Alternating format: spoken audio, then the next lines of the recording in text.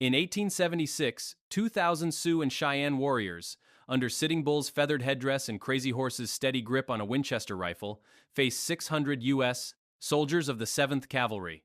George Custer, his golden hair tucked under a broad hat, clutched a Colt revolver in his right hand, riding his chestnut horse toward a valley sheltering 8,000 native lives.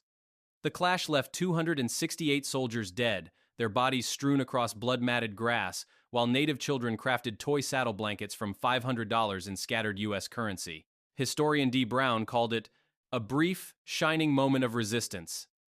How did this battle, leaving a single guidon valued at $2.2 million, become both a native victory and a prelude to their heartbreak? On the 25th of June, 1876, the Little Bighorn Valley pulsed with life as 8,000 Sioux, Cheyenne, and Arapaho gathered in a sprawling encampment. Teepees, numbering over 1,000 deaths, stretched across the grassy plains, their buffalo hide covers taut against wooden frames. Women prepared meals over open fires, while 2,000 warriors, painted with ochre and armed with bows, lances, and stolen rifles, stood vigilant. Children, oblivious to the looming threat, chased each other through the camp, their laughter mingling with the low hum of daily tasks. This was no mere gathering but a vibrant community, united under leaders like Sitting Bull, who wore a feathered headdress and carried a sacred pipe, symbolizing spiritual resolve. Historian Robert Utley noted that this encampment was a fortress of cultural defiance, protecting a way of life against U.S. expansion. The valley, with its reddish-brown grass and silver-threaded river, stood as a testament to a people determined to resist the tide of settlers encroaching on their lands. George Armstrong Custer, a man whose name carried the weight of legend, led the 7th Cavalry with unshakable confidence. At 36 years old, he wore a buckskin jacket adorned with fringes, his golden hair cascading beneath a wide-brimmed hat. Holding a Colt revolver in his right hand and the reins of his chestnut horse in his left, he rode with the swagger of a Civil War hero. His 600 men, clad in blue wool uniforms, followed him into the Montana Territory, believing in his reputation for daring victories. Yet, as historian James Donovan wrote, Custer's ambition was a flame that burned too brightly, blinding him to the strength of his foes. He underestimated the resolve of Sitting Bull and Crazy Horse, who led not for glory but for survival. Custer's belief in his own invincibility, forged in battles like Gettysburg, set the stage for a catastrophic misjudgment. The 7th Cavalry, numbering 600 men, marched with 1,200 Springfield carbines and 600 Colt revolvers, their metal glinting under the June sun. Their mission was clear: force the native tribes onto reservations, a policy rooted in the U.S. government's aim to clear the plains for settlement. Custer's orders came from General Alfred Terry, who commanded a larger campaign to subdue the tribes. However, the native encampment was no small target. It housed 8,000 people, including 2,000 warriors, far outnumbering Custer's force. Historian D. Brown described the U.S. strategy as a fatal underestimation. Ignoring reports of the camp's size from scouts like Mitch Boyer, Custer, astride his horse, pressed forward, convinced he could crush the resistance, unaware that his 600 men faced a coalition forged by necessity and led by tactical brilliance. Custer's fatal error was dividing his 600 men into 3 battalions, weakening their strength. He led 210 men directly into the heart of the native encampment, while Major Marcus Reno and Captain Frederick Benteen commanded separate units of 130 and 110 men. This fragmentation left each group exposed. The Sioux and Cheyenne, united under Crazy Horse, who rode a painted pony and carried a Winchester rifle, exploited this mistake. Their 2,000 warriors moved with disciplined coordination, using the terrain's hills and ravines for cover. Historian Gregory Micknow argued that Custer's division was a tactical suicide, as it allowed the native forces to isolate and overwhelm each unit. The decision, made in haste, reflected Custer's overconfidence and disregard for the enemy's strength, setting the stage for disaster. The native warriors, armed with 1,000 bows, 500 lances, and 300 captured rifles, fought with a ferocity born of survival. Crazy Horse led charges, his war cries echoing across the valley, while warriors like White Wolf, clad in breechcloths and wielding stone-headed clubs, struck with precision. The 7th Cavalry, outnumbered 4-1, faced relentless attacks. Bullets and arrows rained down, cutting through blue uniforms. Within an hour, Custer's 210 men were surrounded on a hill later named Custer Hill.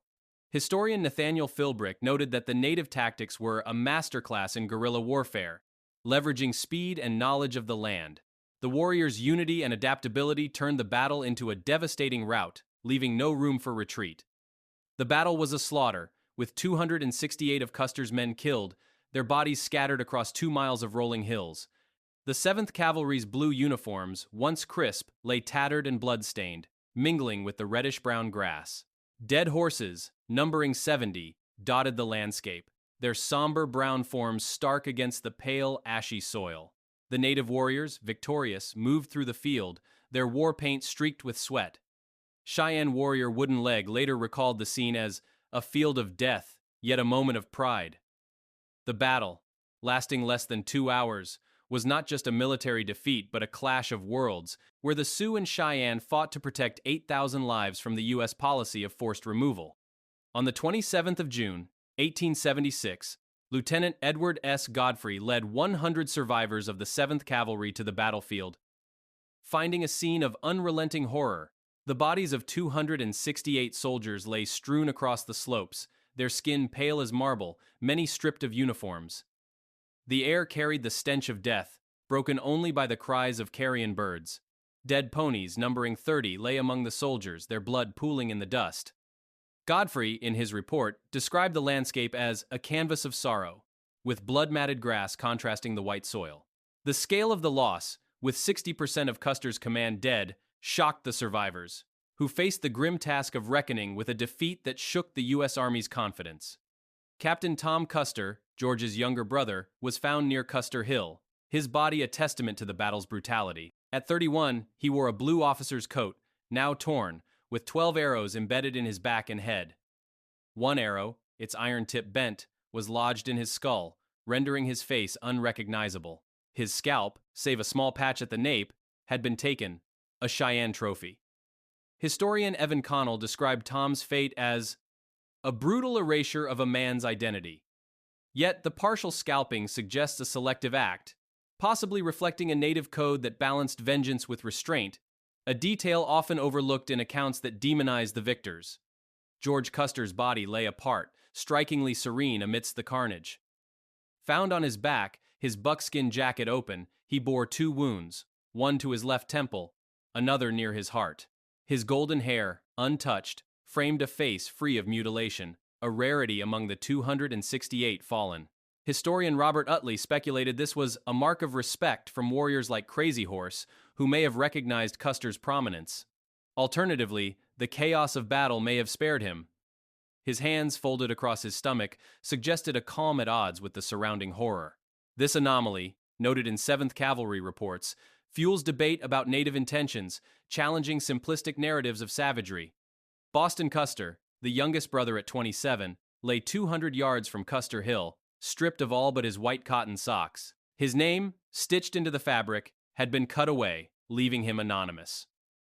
2 bullets, one to his temple and one to his chest, marked his death. A civilian contractor, Boston rode alongside his brothers, his presence a personal stake in Custer's campaign. The removal of his name, noted by survivor Jacob Adams, mirrors the treatment of 80% of the fallen whose identities were erased from clothing. This act, historian James Donovan suggests, was a symbolic stripping of the enemy's individuality. Yet it left personal effects untouched, hinting at a complex warrior ethic. Native children, scavenging the battlefield, found $500 in U.S. currency among the soldiers' pockets. Deeming it worthless, they crafted miniature saddle blankets for toy mud horses, a poignant blend of innocence and irony. Cheyenne warrior White Wolf recounted how children turned the white man's wealth into playthings. This act, documented in oral histories, reflects a cultural disconnect. Paper money, a cornerstone of U.S. ambition, held no value in a world of communal survival. The children's actions, transforming symbols of conquest into toys, underscore the resilience of a people whose victory was as much cultural as military. Cheyenne artisans gathered 200 silver coins from the fallen, melting them into intricate buckles. Each buckle, worn on belts or horse tack, shone as a badge of triumph. Warrior Bobtail Horse described these as marks of our stand, crafted with care to symbolize defiance. Historian Gregory Michno estimated that 70% of the coins were repurposed, turning U.S. wealth into native art. This transformation was not mere looting but a ritual of victory, reclaiming agency in a war against erasure. The buckles, gleaming under the sun, stood as testaments to a fleeting moment of power. Scattered among the 268 bodies were 50 bottles of whiskey, their amber contents spilled into the dust. These, likely carried by soldiers to dull the fear of battle, were noted by warrior Little Hawk as the white man's courage wasted. The irony is stark. Men armed with 200 rifles and revolvers sought solace in liquor, only to fall in defeat. Historian Nathaniel Philbrick called this a bitter footnote to a desperate fight. The whiskey, useless to the native warriors, was left behind, its presence a haunting reminder of the human frailty beneath the soldier's bravado. With only 6 spades, 4 shovels, and 10 tin cups, 100 survivors attempted to bury 268 comrades on the 27th of June, 1876. The task was futile, covering bodies with mere inches of dirt. Lieutenant Charles Rowe reported that the earth could not hold them, as wolves howled in the distance. The burial, covering only 40% of the bodies adequately, left most exposed to the wilderness, 300 miles from civilization. This inadequate effort, noted in 7th Cavalry logs, reflects the overwhelming scale of loss, a grim epilogue to a battle that shattered U.S. military pride. One tattered guidon, carried by Corporal John Foley, was found beneath his body after he shot himself to avoid capture. Of the 5 guidons borne by Custer's 210 men, only this one survived, recovered by Sergeant Ferdinand Culbertson. Valued at $2.2 million in a 2010 Sotheby's auction, it became known as the Culbertson Guidon. Foley, pursued by 10 warriors, rode 2 miles before his final act, his blood staining the flag. Historian Evan Connell called it a relic of defiance and despair, symbolizing both the courage of the fallen and the enduring legacy of a battle that reshaped the frontier. Analysis. The native victory, with 2,000 warriors defeating 600 soldiers, was a triumph of strategy and spirit. Yet its cost was heavy, provoking USLucan.com, readedvictory.com, ATM.com, readedvictory.com. Vengeance that displaced 8,000 native lives. The selective treatment of spoils, from $500 in currency to 200 coins, reveals a culture that valued resilience over greed, challenging stereotypes of indiscriminate violence. Historians like D. Brown argue that the Sioux and Cheyenne fought not for conquest but for survival, their actions from children's play to artisan's craft reflecting a profound humanity. This clash, leaving 268 dead and a $2.2 million guidon, underscores a fleeting native triumph against an unstoppable colonial tide, urging us to honor their stand with empathy and reflection. The Battle of the Little Bighorn, fought on the 25th of June, 1876, left 268 soldiers dead and a valley scarred by bloodshed. The Sioux and Cheyenne, with 2,000 warriors defending 8,000 lives, turned back Custer's 600 men in a fleeting triumph. Their actions, from crafting buckles from 200 silver coins to leaving soldiers' letters untouched, reveal a people who fought not for conquest, but for survival.